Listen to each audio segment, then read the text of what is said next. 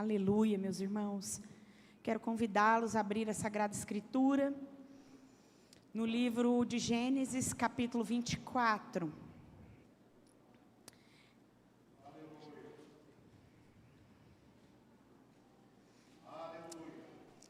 Livro de Gênesis, capítulo 24. Aleluia.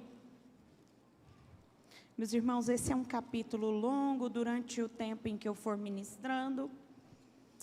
Quero te pedir hoje que você permaneça com a tua Bíblia aberta, para que nós então venhamos a meditar nesse capítulo. Eu vou ler do versículo de número 1 ao versículo de número 15. Aleluia. Vamos lá? Todos encontraram? Digam graças a Deus. Abraão já era velho, de idade bem avançada, e o Senhor o havia abençoado em tudo. Quem havia abençoado, irmãos? Abraão, o Senhor. Abraão disse ao mais antigo servo da sua casa, que governava tudo o que possuía: põe a sua mão por baixo da minha coxa, para que eu faça com que você jure pelo Senhor, Deus do céu e da terra, que você não buscará uma esposa para o meu filho entre as filhas dos cananeus, no meio dos quais estou morando, mas que você irá à minha parentela e ali buscará uma esposa para Isaque, meu filho. Então o servo disse: talvez a mulher não queira vir comigo para essa terra.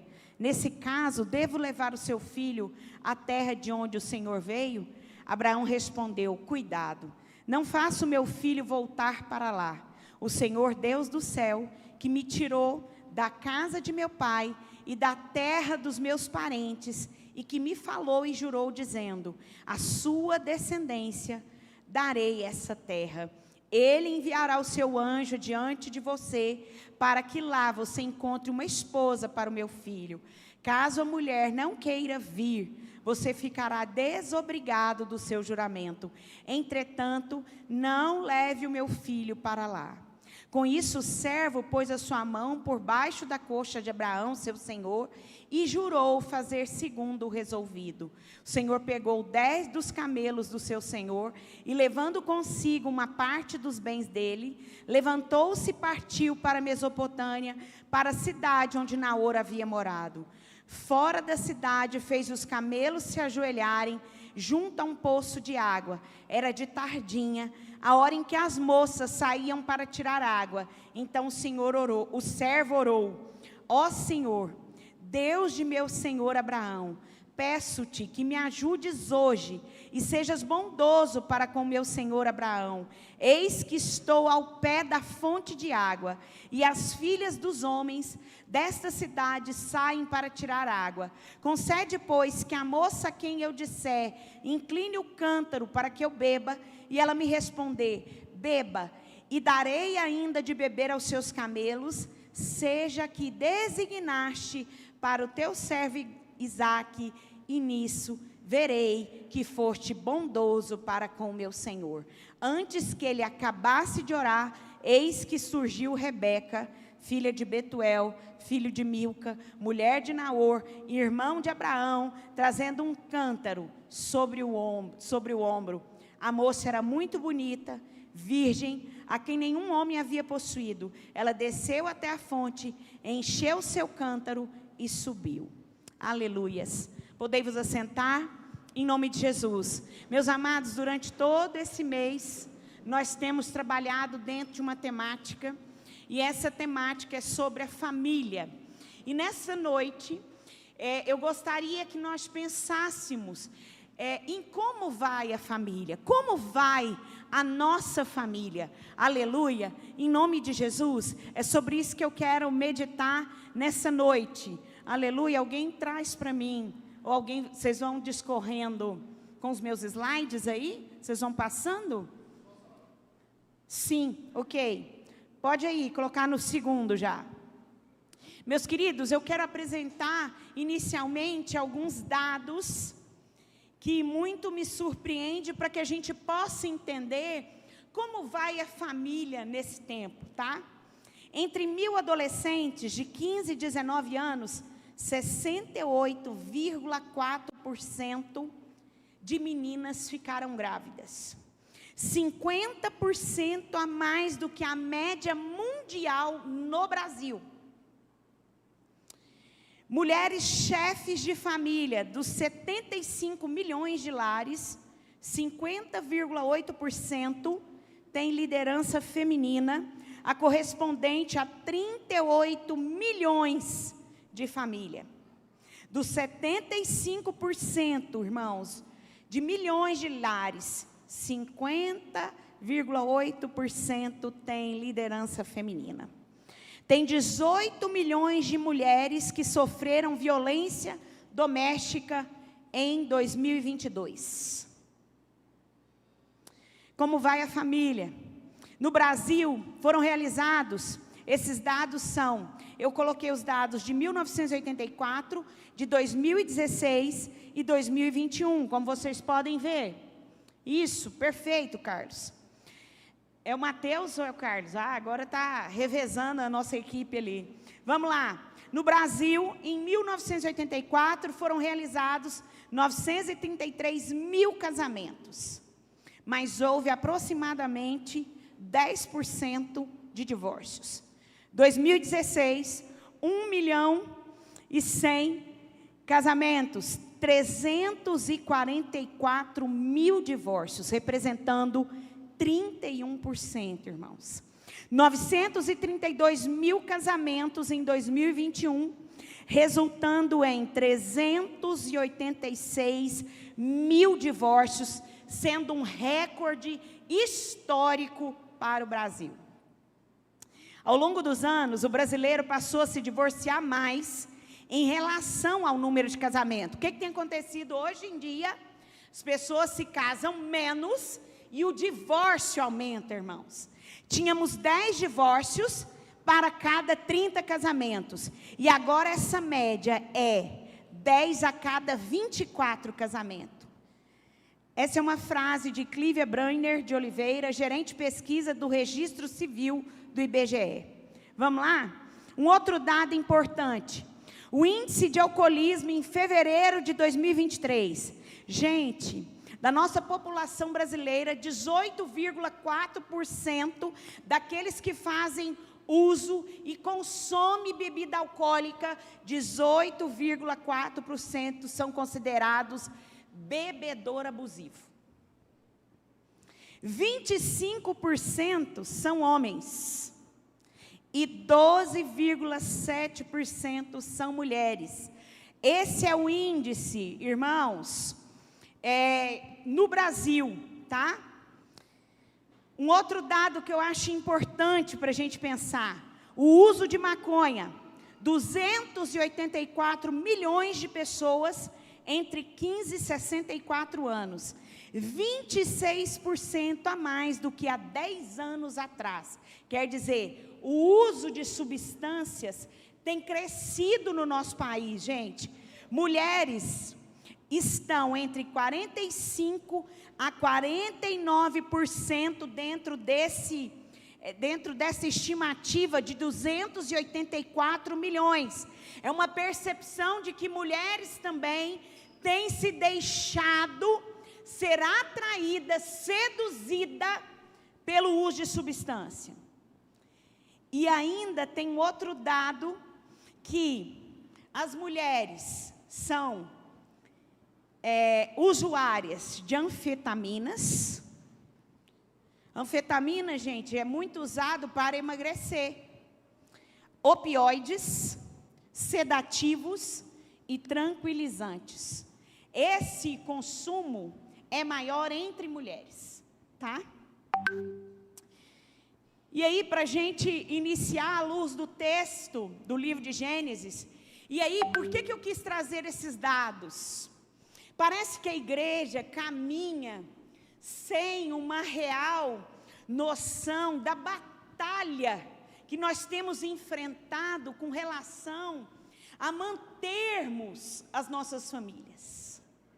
Parece que a igreja tem caminhada alheia, parece que a igreja muitas das vezes caminha dentro de uma bolha. E outra, irmãos, é por isso também que nós precisamos pregar. As pessoas estão em sofrimento, as pessoas estão buscando solução para seus relacionamentos, significado para a vida, e isso nós somente encontramos no Evangelho de Cristo Jesus. Aleluia. Quero começar com uma frase, né?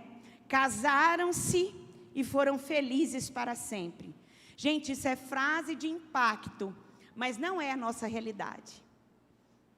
Não existe, irmãos, casar e pensar que nós não vamos enfrentar dificuldade, que nós não seremos provados com relação ao amor, à paciência, à tolerância. Não existe uma realidade automática. Gente, preparando esse sermão, eu ouvi pelo menos uns 3 pastores também. Não existe, irmãos, como a nossa geração é uma geração que é muito impactada pela questão do drive-thru, eu quero te dizer que oração não é drive-thru. Aleluia, meus irmãos. Casamento não se dá, não se relaciona, queridos, com essa visão de que num estalar de dedos, o casamento mudou, Deus transformou, Deus tem poder. Tem, meus amados. Mas a dureza do nosso coração é que muitas vezes nos impede de sermos transformados pelo poder de Deus. Meus irmãos, felicidade é construída com pelo menos 2 coisas: investimento e renúncia. Investimento, renúncia. Investimento e renúncia. Amém, queridos? Em nome de Jesus, quero falar sobre 7 mitos também do casamento. Primeiro deles, tenho dúvida se devo casar, mas creio que no fim vai dar tudo certo. Meu irmão, nós nunca casamos com dúvida no coração. Se você começou a se relacionar e houve dúvida no seu coração, termine, ore, espere, aguarde. Aleluia. Segundo mito, posso mudá-lo depois que nos casarmos. Terceiro mito, eu não preciso estudar, pois ficaremos casados para sempre e ele irá me sustentar. Quarto mito, eu preciso encontrar a pessoa perfeita para me casar. Meus irmãos, nós somos pessoas imperfeitas. Se você esperar, e se você ficar crendo nesse padrão hollywoodiano de cinema americano, aleluia, que por sinal eu amo assistir, né? Que você já sabe o final, aleluia, que tudo termina romanticamente. Eu quero te dizer que isso é filme, isso é ficção, meu irmão. Meu cônjuge casou-se comigo e nunca vai esperar que eu mude. Meus irmãos, amados, que tem o desejo de ver uma mudança no seu cônjuge, tanto os homens quanto as mulheres, aleluia.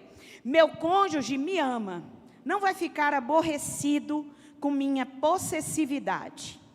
Sétimo, meu cônjuge me ama, nunca vai discordar de mim. Gente, isso é mito. Bem-vindo à vida real. Aleluia, meus irmãos. Bem-vindo à vida real. Eu me lembro que, há um tempo atrás, uma jovem de um outro ministério me procurou e veio contando uma história. Irmãos, eu ouvi a pessoa 3 horas e eu não podia dizer nada. Me contou desde o dia que nasceu até aquele dia, até o dia do aconselhamento. 3 horas. Depois eu disse assim, olha, eu tenho outro compromisso, não tem como nós prolongarmos. Marcamos 2º dia de aconselhamento. E aí eu comecei dizendo para ela, sabe qual é o seu problema, minha filha? Você tem dificuldade de lidar com a realidade. Gente, nós temos que ter fé. Nós temos que crer, nós temos que confiar. Mas nós precisamos aprender a lidar com a realidade. Depois daquele aconselhamento, nunca mais ia pessoa. Falei, eu acho que andou tanto, atrás de tanta coisa. E eu disse, você tem dificuldade de lidar com a realidade. Gente, muitas das vezes, Deus está dizendo não para nós, mas nós estamos insistindo. Muitas das vezes, Deus já disse sim, então não adianta querer serrar a cruz e jogar ela ou para trás, ou para frente, ou para o lado direito ou lado esquerdo. E outras vezes Deus já disse, é tempo de esperar.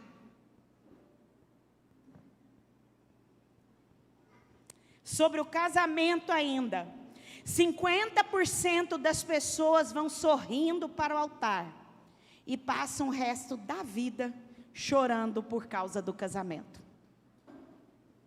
70% das pessoas que se casam de novo descobrem que o segundo casamento é mais problemático do que o primeiro. Por quê, irmãos? Porque geralmente nós entramos no segundo casamento já com filhos.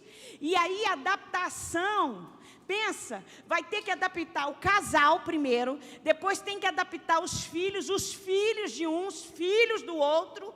Meu irmão, não é coisa fácil não. Terceiro, o impacto do divórcio na vida de algumas crianças é mais forte do que a própria morte de um dos pais. Isso aqui, irmãos, é dado científico. É mais difícil para uma criança lidar com separação dos pais do que a própria morte dos pais. No casamento é possível começar bem e terminar mal. A história de Isaac e Rebeca, isso fica muito claro a respeito de como eles educaram seus filhos. Havia ali o filho preterido, não é verdade, irmãos? Coisas que nós lidamos numa família real. Aleluia, em nome de Jesus, porque família perfeita, irmão, é somente na propaganda de margarina. Família real. Gente, é interessante a gente pensar que a missão daquele servo, que foi designado por Abraão, que ele tinha responsabilidade de encontrar ali uma esposa para Isaque, traz luz à própria jornada do próprio Abraão, que Deus disse para ele, sai da tua terra e da tua parentela e vá para um lugar ao qual eu te mostrarei. Por que o Senhor está usando a mesma expressão? Por que o Senhor está se valendo? Sabe por quê? Porque o Senhor queria mostrar ao seu povo que Ele é um Deus de providência. Segundo, que Ele tem controle sobre essa história.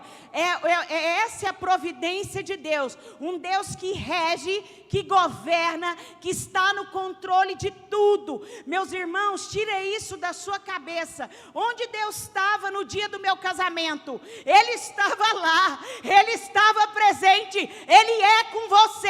Aleluia, aleluia. Essa história também ilustra e aponta para a peregrinação do povo no deserto, que eles deveriam confiar que a boa mão de Deus os guiaria, que eles chegariam na terra prometida em segurança, aleluia. Eles precisavam crer nas promessas do Senhor. Meu irmão, você crê na providência de Deus sobre a sua vida, sobre o seu casamento, sobre a sua família? Você crê que Deus está te guiando com a boa mão dEle, que Ele vai te fazer chegar em segurança na terra ao qual Ele preparou para mim, para você? Aleluia!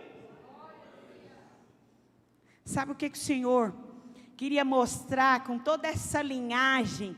Que o Senhor diz assim, vai lá, que Abraão diz assim, vai lá e escolhe uma mulher, traz uma mulher para o meu filho Isaque, e ela precisa ser da linhagem do nosso povo.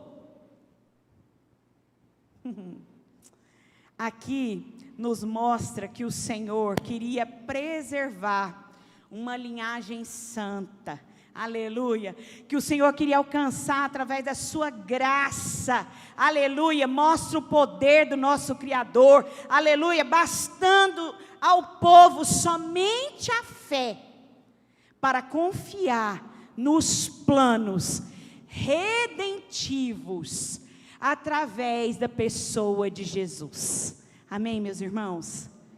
A nossa família foi chamada para servir e amar a Deus em primeiro lugar. Aleluia. A nossa família, em primeiro lugar, foi chamada para amar e para servir ao Senhor nosso Deus em primeiro lugar. Aleluia. Através da sua relação de casamento, aleluia, nós precisamos manifestar o amor de Deus pela sua igreja, através de Jesus. Aleluia. Primeiro princípio que eu quero enfatizar nessa noite. Nossa, eu estou com muita coisa aqui, gente. Muita obra. Primeiro princípio que eu quero enfatizar é que a família que estava ali sendo estabelecida entre Isaque e Rebeca tinha tudo para dar certo. Eu acho que, eu não me recordo se é no livro de Eclesiastes, acredito que sim, ou é Eclesiastes ou deve ser Provérbios, que diz que é melhor o fim das coisas do que o começo delas. Meus irmãos, era uma família que tinha tudo para dar certo.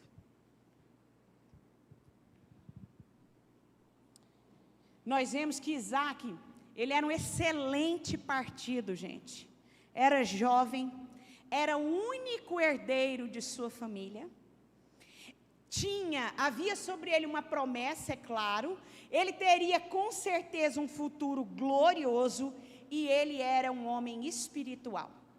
Até no encontro, quando você vai lendo aqui no texto das Sagradas Escrituras, diz que quando Rebeca chega, né, ele não morava mais com seus pais, e aí ele retorna à casa dos seus pais. Quando ela chega, os dois meio que se entreolham.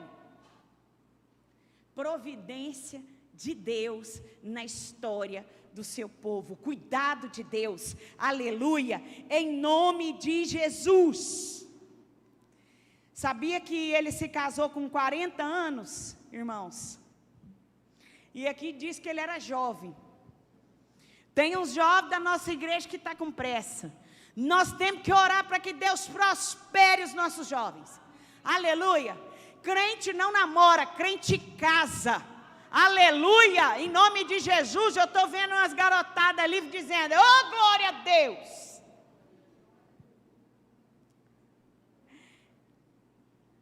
Gente, ele morreu com 180 anos. Era como se ele tivesse casado com 20, pelo tempo que ele ficou casado. Gente, nós temos visto casamentos que não duram 3 meses.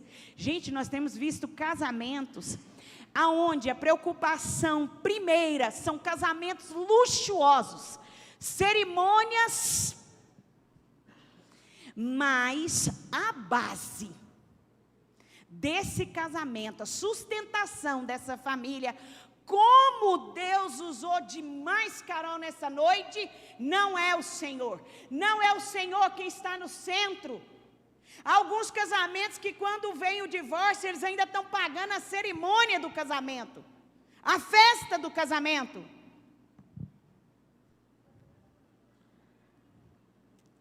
Ele era o único herdeiro de uma grande fortuna.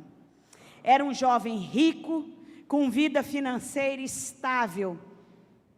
Gente, às vezes eu percebo que tem mulheres que querem casar e acham que o marido tem que vir com tudo.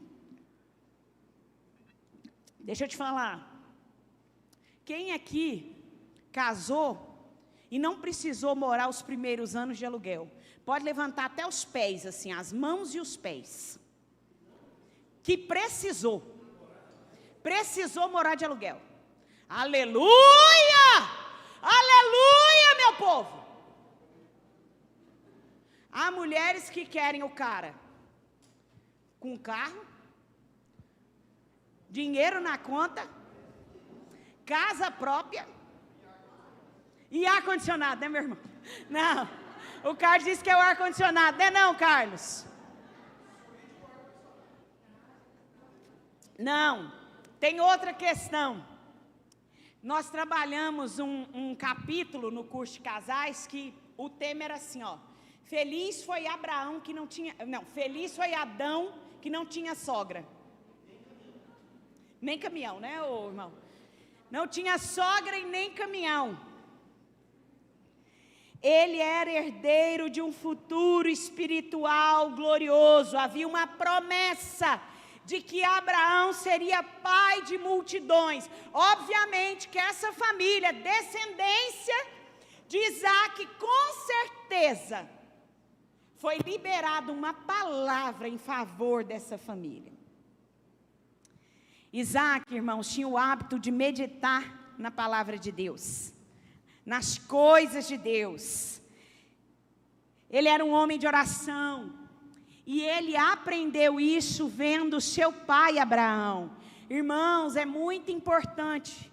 Outro dia nós estávamos ouvindo um coach aí, desses muitos que tem por aí, ele dizendo o seguinte: um homem só aprende a ser homem vendo outro homem. Aí eu falei assim, olha, até que esse princípio bíblico. Aí, gente, os nossos filhos, eles não querem nos ver. Os nossos filhos não querem ouvir a gente falando. Os nossos filhos querem nos ver fazendo. Não adianta você ficar falando, eu amo a mamãe. Aí de repente está a porta batendo, coisa caindo, prato voando. Aí o menino falou, que amor que é esse que tem papai e mamãe? Esse é diferente, né? Os nossos filhos querem ver. Como também Deus usava a Carol aqui na abertura desse culto, usou grandemente também a Natália na condução do louvor. Eu quero te dizer uma coisa, e a Natália vinha colocando sobre a nossa responsabilidade como pais com os nossos filhos. E aí, irmãos, eu olho para Rebeca, também escolhida por Deus. Aqui diz que ela era virgem, que ela era bonita, que ela era também determinada, porque quando o servo vem e diz perante a família de Rebeca que ele queria viajar naquele mesmo dia, e a família, não, vamos esperar um pouquinho mais, não sei o quê. Ela disse, não, eu quero ir, estou pronta. Aleluia, meus irmãos. A gente vê também que ela serviu aquele servo, porque ele havia pedido, orado ao Senhor e pedido ao Senhor que lhe desse um sinal com relação qual era a moça escolhida por Deus para Isaac. Gente, eu vejo muita gente que casa com dúvida no coração. Olha, gente que casa tendo certeza, a gente já passa muita luta. Você imagina quem casa com dúvida. Sabe por quê? No dia da adversidade, no dia da provação, no dia da tentação, no dia da luta, meu irmão, você precisa ter essa convicção no seu coração. Não é o pastor, não é o profeta, aleluia, você precisa ter a convicção daquilo que Deus escolheu para você.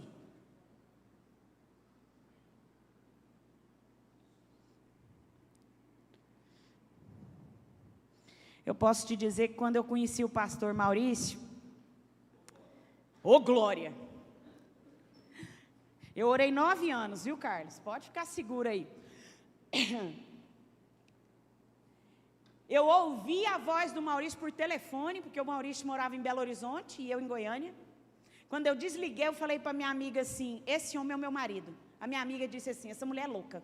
Você nunca viu esse homem? Eu falei, Senhor, é tudo o que eu pedi para Deus. Agora, demorou, foi Deus falar com ele, porque comigo Deus já tinha falado.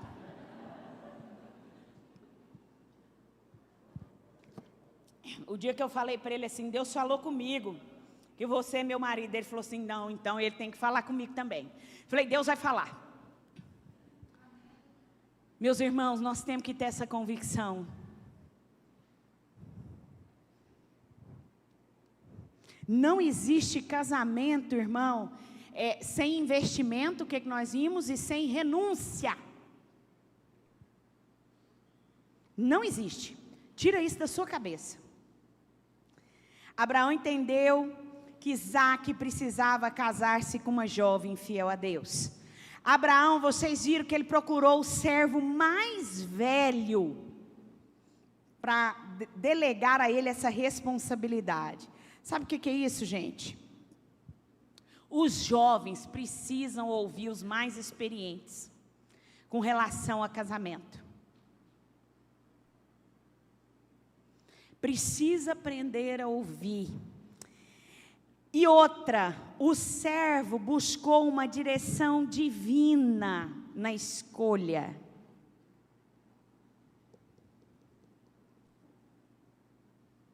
Tem muita gente que casou, tem gente que fala assim, mas eu casei, eu não era crente. Mas Deus continua sendo Deus, do mesmo jeito, meu irmão. Deus nunca mudou.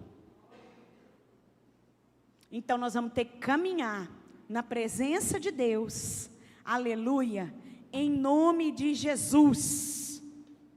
O que a gente observa? O que começa a acontecer com a família que foi estabelecida por Isaac e Rebeca? Primeiro ponto é que essa família tinha tudo para dar certo. Tinha ou não tinha? Oraram antes, eram da mesma fé, aleluia, em nome de Jesus, tiveram a bênção das famílias, porque quando o servo chegou, ele já levou o dote daquele tempo. Outra coisa, eu achei interessante, porque eu ouvi um pastor dizendo que esse casamento foi o primeiro por procuração. Enviou o servo em nome do noivo. Vai lá, escolhe a noiva. Eu achei muito interessante. E aí, meus amados, essa família é ameaçada pela negligência. O que houve de problema entre essa família? Aleluia. Primeiro, falta de transparência.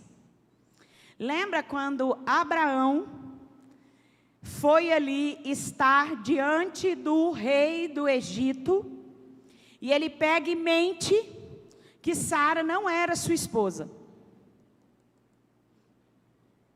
Gente, falta de transparência nas relações acaba, destrói, embaça, dá lugar para o diabo. Você vai ser seduzido pelo mundo. Ao invés dos casais terem uma relação, por exemplo, que quando enfraquece um, ele tem responsabilidade de confessar para a esposa, preciso de ajuda. Mulheres, em nome de Jesus, tenham maturidade para ouvir os maridos.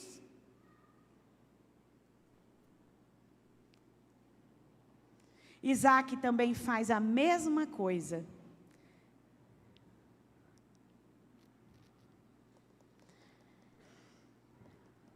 Olha só, ele coloca a sua mulher na vitrine dos desejos, em vez de amá-la, protegê-la. Isaac a expõe. Do mesmo jeito que fez Abraão, Isaac vem e diz que Rebeca era sua irmã.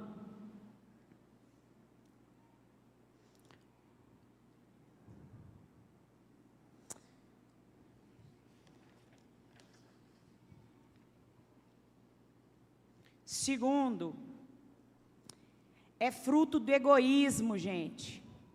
Isaac só pensou em si mesmo. Quando ele viu e sabia que Rebeca era uma mulher bonita, ele pensou o seguinte: eu vou usar minha mulher e vou me manter seguro.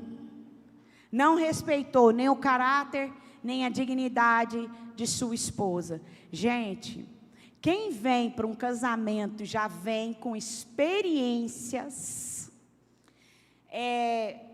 na área sexual, de outras relações.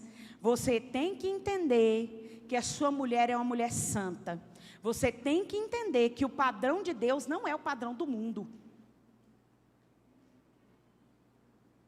Vai ter uns pastores aí ensinando que entre 4 paredes vale tudo. Porque isso acontece nos nossos dias.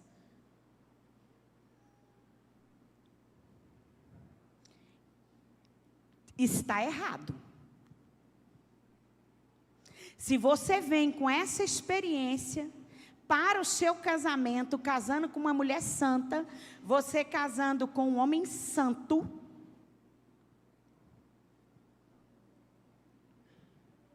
terceiro, o medo. Isaac teve medo. Mentira, egoísmo, medo. Segundo princípio, que essa família foi ameaçada por essa negligência. Primeiro, falta de transparência. Gente, isso é terrível dentro de uma casa.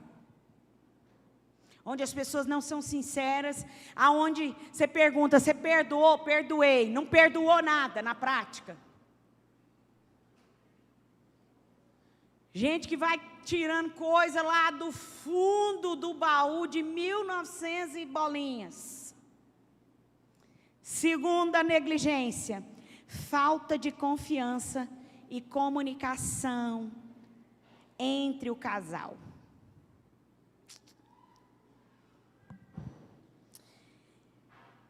Rebeca, ao longo do tempo, começa a ouvir as conversas do marido atrás, gente.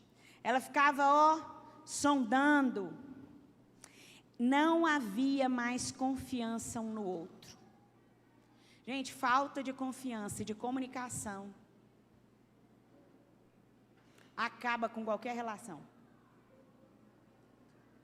Imagina você ter que ficar vigiando. Meu irmão, quem guarda o nosso casamento, quem protege é o Senhor nosso Deus. Amém? Aleluia. Quem guarda seu marido, aleluia, em nome de Jesus. E vocês vão ver uma parte aqui do texto, aonde nós vamos ver que essa negligência, irmãos, depois a gente colhe. Tem gente que esquece que aquilo que ele está plantando, ele vai colher. Terceiro, falta de sabedoria na criação dos filhos, gente. Cada um deles tinha o filho preferido. E ali nós já vemos Esaú. Esaú era a preferência de Isaac e de Rebeca era Jacó. Havia favoritismo. Eles cometem pecado contra os filhos. Isso traz prejuízo para um e para outro.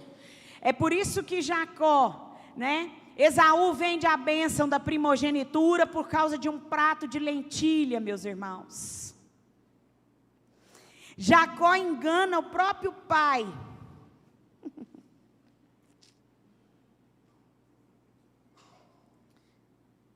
Gente, aonde há filhos preteridos, há ciúme, competição e ódio no coração dos filhos. Aonde tem filho preferido,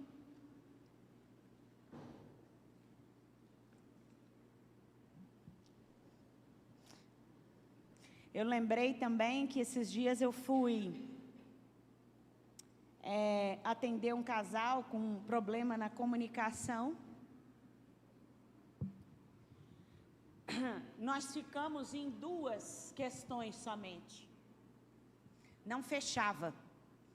Gente, até dentro da psicologia, quando você vai trabalhar com um casal, você começa pelos pontos que eles se alinham, pelos pontos que eles combinam. Por que você escolheu a sua esposa? Lembra disso? O que te chamou a atenção?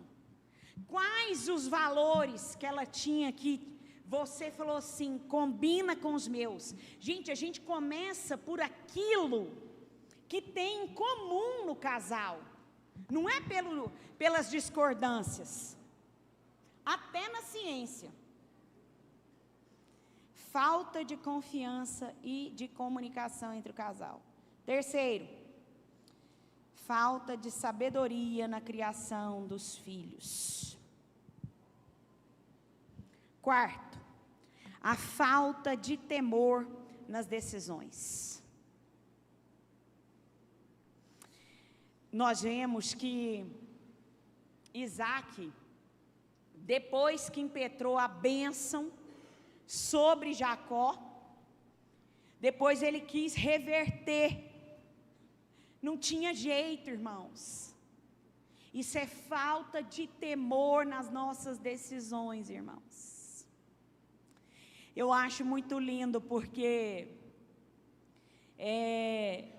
quando eu penso em alguém que é íntegro diante de Deus, eu sei que o Filho de Deus, Jesus, é nosso modelo. Mas quando eu penso no homem íntegro, eu penso no meu marido, pastor Maurício. Porque em tudo que faz, tem prazer em fazer a vontade de Deus. Terceiro, primeiro princípio, uma família que tinha tudo para dar certo, mas não deu certo. Eu fico vendo gente que é injustificável, para mim é injustificável, diante de um casal que os dois servem a Jesus Cristo de Nazaré, eles quererem se separar, não perdoar, terem o coração demasiadamente endurecido, dificuldade para ouvir, dificuldade de pedir perdão, dificuldade de assumir que pecou. É difícil. Segundo, essa família foi ameaçada pela negligência. Cuidado com o seu casamento se falta transparência, se não há mais confiança, se a comunicação de vocês... Gente, tem gente que não sabe dialogar, ele grita. E aí, nós como pais, nós temos uma grande responsabilidade sobre isso. Sabe por quê? Porque educou o filho bilu, bilu, teteia. Bilu, bilu, teteia. Não contraria filho, não corrige filho, não disciplina. Eu quero te dizer uma coisa, mamãe e papai aguenta. Agora marido e mulher não aguentam essas coisas não.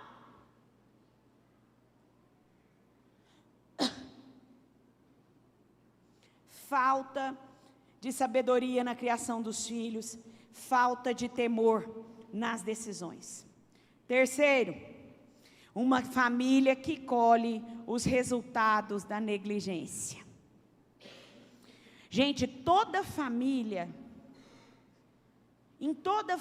existem momentos em que nós pecamos, nós erramos.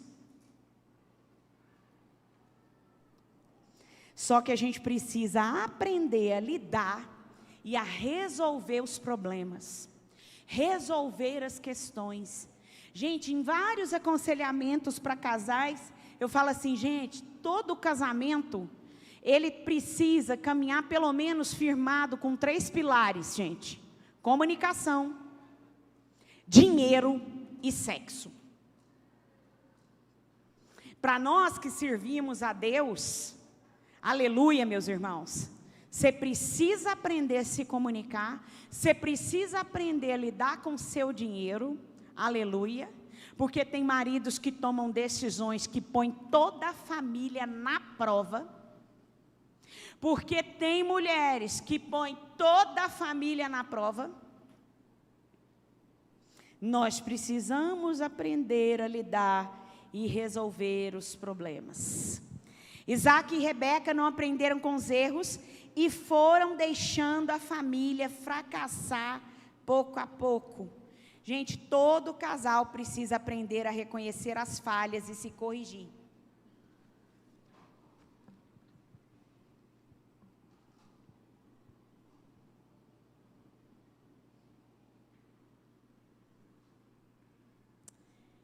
Ali, gente, não havia uma comunicação legal e também não havia perdão.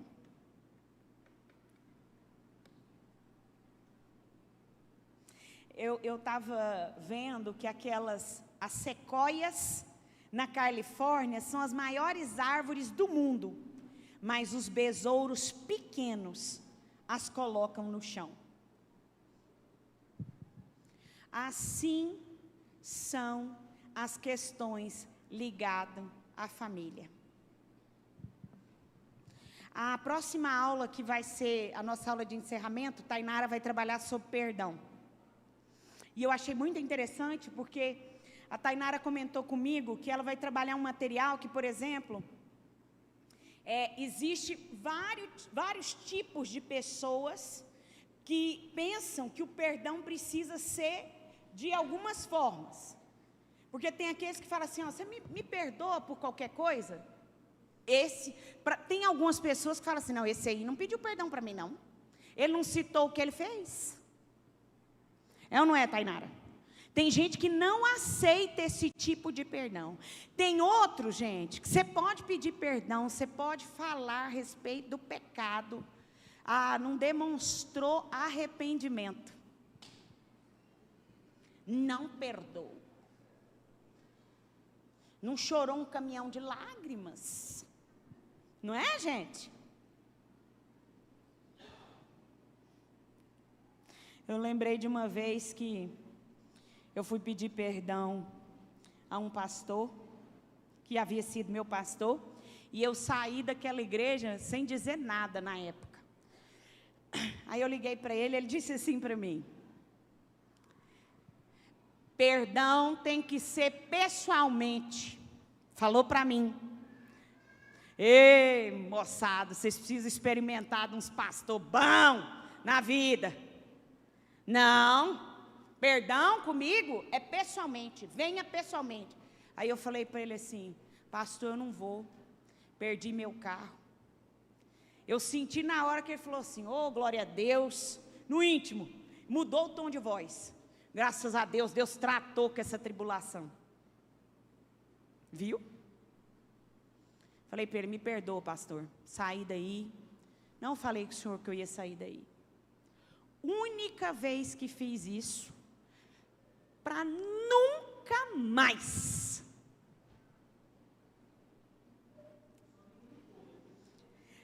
Não. Eu liguei. Falei para ele, não vou porque eu perdi meu carro. E ele estava errado, irmãos. Deus trabalhou com o meu coração. E com certeza também trabalhou com o coração do pastor. Porque coração de autoridade, gente, está na mão de Deus. É Deus que inclina. Aleluia. Aqui, meu irmão, aqui a espada corta do altar para baixo. Aleluia. Em nome de Jesus, liguei. Fiz desse jeitinho. E ele falou desse jeitinho para mim. E eu, humilde, falei assim, pastor, me perdoa, mesmo assim, eu não vou ir, mas o senhor saiba que eu me arrependo do que fiz. Não mudei meu tom de voz. Não quis enfrentar meu pastor. Gente, nós precisamos converter. Aleluia. Eu não tenho vergonha de falar das minhas mazelas, irmãos. Sabe por quê? Porque isso faz com que você se identifique comigo, ó. Aleluia. Aqui tem alguém de carne pecadora que arrepende diante de Deus. Aleluia. Não sou Mulher Maravilha, não sou. Nem quero ser. Quero servir a Jesus com o meu coração e com a minha vida. Isso que eu quero. Segundo, Essa família colheu os resultados da negligência. É preciso entender que toda a família vai sofrer as consequências. Quantos anos Esaú e Jacó ficaram separados, irmãos?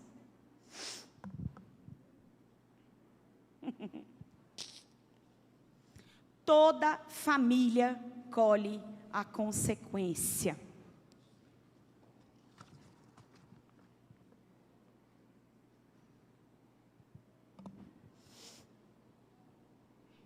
Aleluia.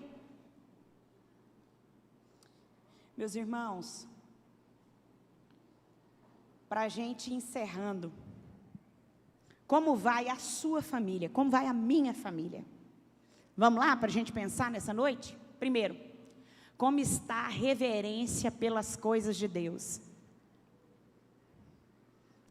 Eu vejo o pai que, por exemplo, dia de culto de jovens, aceita o filho ir para uma festa. Meu irmão, você é um hipócrita. Segundo, como está a comunicação no seu lar? É uma família que sabe dialogar? Outro dia, ouvindo uma jovenzinha, ela disse assim para mim: mamãe sempre foi assim. Eu até saí de perto e falei assim, porque, meu Deus, mamãe sempre foi assim. Terceiro, como está o seu relacionamento conjugal?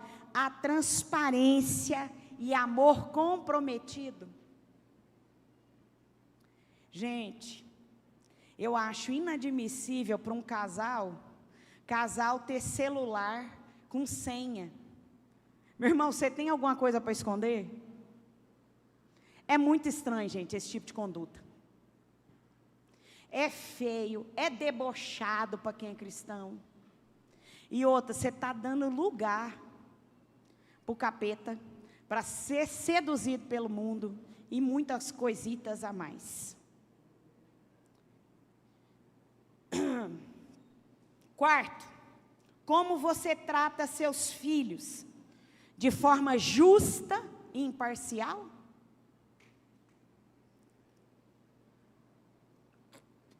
Olha, quem tem família que você não é o preterido, eu vou te dar uma dica: faz terapia. Porque esse padrão seu de comportamento, meu filho do céu, de rejeição, qualquer lugar que você for, a pessoa nem está pensando, você já se sente rejeitado, excluído. Meu irmão, precisa de tratar. Aí é caso clínico. Eu creio que Jesus faz tudo. Mas é muito doloroso você olhar para a sua família e ter que ver suas mazelas. Ter que estar diante dessa realidade. Aleluia. Como você trata seus filhos? De forma justa e imparcial. Gente, quero falar, antes de passar. Não, pastor, não estou conseguindo fazer ele passar. Ah, agora foi, pode deixar. Obrigada. Antes da gente fazer as aplicações. Gente, agora eu vou pastorear do altar. Eu quero dizer uma coisa para vocês. Para de falar da vida dos outros. Para. Tem irmãos que são recém-chegados aqui, que sabem da vida de A, de B, de C, de D, de E, de F. Alguém falou alguma coisa. Para, vai cuidar da sua vida. Enquanto você perde tempo falando da vida dos outros, você está deixando de prosperar. Você está deixando de investir na sua vida. Há coisas que não podem ser tratadas da família dos outros, segundo casamento, não sei o que, não sei lá. Meu irmão, isso não te cabe. Desconfia. Enquanto você está cuidando da vida dos outros, você está deixando de prosperar, de crescer em Deus, de avançar. Ô, glória a Deus! É isso aí, minha irmã! Para com isso, gente, isso é muito feio. Isso é terrível. Que dia que eu te liguei para saber da sua vida, meu irmão? Dia nenhum.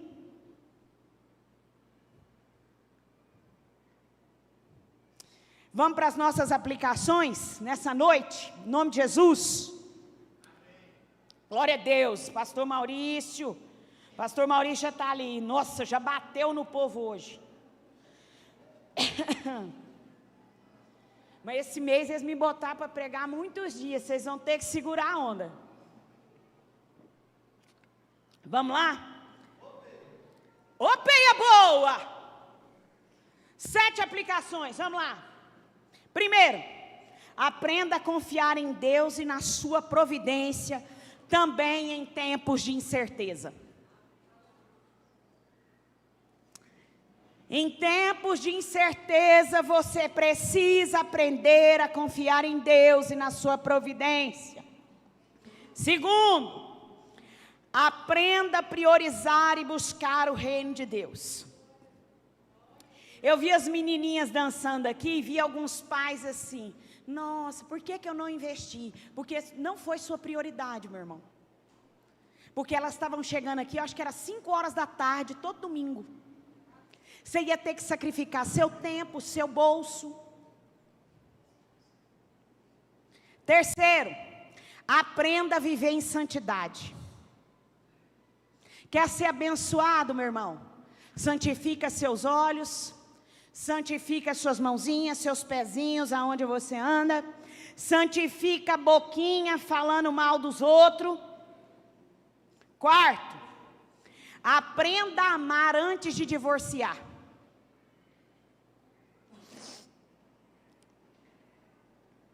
Quinto, aprenda que nem todos irão se casar. Ah, não, Jesus. Gente, tem gente que não foi chamado para viver uma relação a 2. Mas isso, irmão, tem que ser com santidade. Porque tem gente que não casa, mas aí ele vive fazendo coisas que não agradam a Deus. Então é melhor casar. Assim dizia o apóstolo Paulo. Aprenda, constitua família buscando parceiros na família da fé. Gente, não case em julgo desigual. Não case. As mulheres solteiras da minha igreja, gente, não está faltando homem. O meu Deus não erra endereço. Ele nunca chega atrasado. Aleluia, em nome de Jesus. Não desce o padrão de Deus. Crente tem que casar com crente. Aleluia, em nome de Jesus. Eu coloquei aí, ó, tem que orar e saber esperar. Sétimo, foi aquilo que eu comecei a dizer no início do sermão. Nossa missão é servir e amar a Deus. Essa é a nossa missão. A nossa missão é servir e amar a Deus. Consagre hoje seu lar ao Senhor.